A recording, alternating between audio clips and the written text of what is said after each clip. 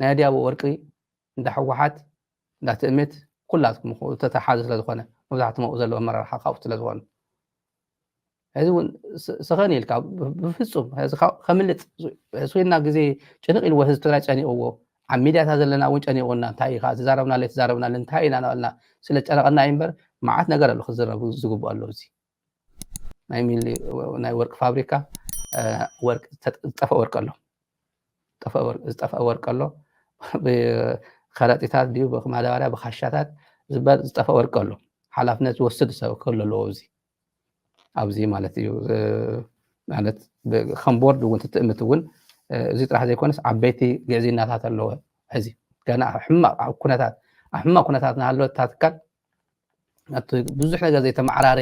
ካብ ቁስላ ገና ዘይሓወየት ናሃለወት ታተት ዘላ ትካል ሕዚ እውን ብየማን ፀጋም መዓት ምሽርጥርጥ እዩ መዓት እዩ ኔትወርክ ድሮ ዓብይ ክንደብ ትእምት ዘሎ ኔትወርክ የለን እዩ ዝበሃል ዘሎ እዚ ዓብይ ሕኸኸ ንክዓከካ ምፍርራሕ ድማ ከባረኒ እዩ ገለ ደባይርዎ ሱር ደባይርዎኒ ኣዲስ መድሓኒት ፋብሪካ ደባይርዎኒ ሕዚ ምፍርራሕኒ ምድንግጋፅ ማለት እዚ ኩሉ 1 ሚልዮን ህዝቢ ትግራይ ሰዊእኻስ ከመይ ጌርካ ትፈርሕ ሓደ ሰብ ከባረኒ እዩ ወይ ገለ ከባረኒ ኢልካ ከመይ ጌርካ ትፈርሕ ትኽእል ዝተባረረካ ፅዋሕ ድጎም ዝተባረርካ ተመሊስካ ትክክለኛ ፊት ትገብር ኮይንካ ብዘይ ኣግባብ ተባሂርካ መፂኻ ትምለስ ኢኻ ናብ ቦታኻ